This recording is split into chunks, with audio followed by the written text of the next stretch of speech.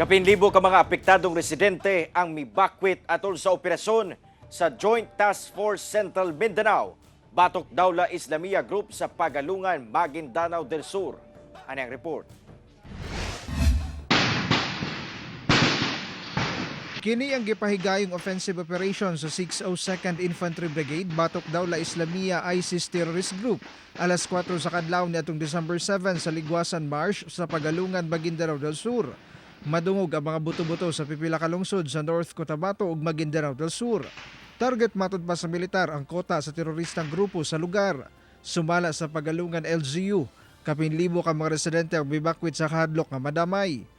Dayon sab nga nagpaabot ang LGU og tabang sama sa pagkaon ug uban pa kadto sa mga bakwit.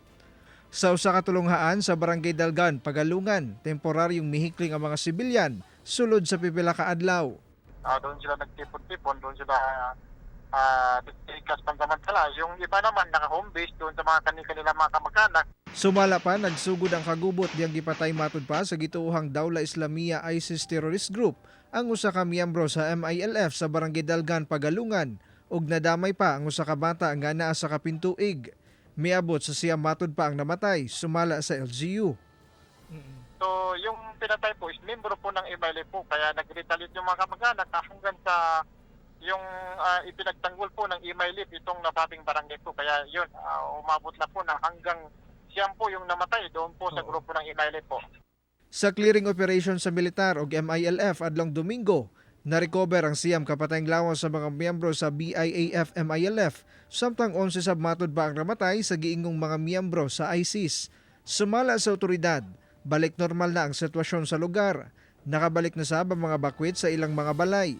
Mas gipahugta na sab ang seguridad sa lugar.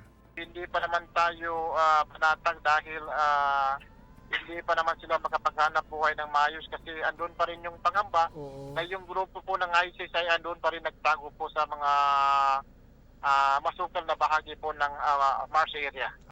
Ako si Jess Tony Humamil para sa One Mindanao.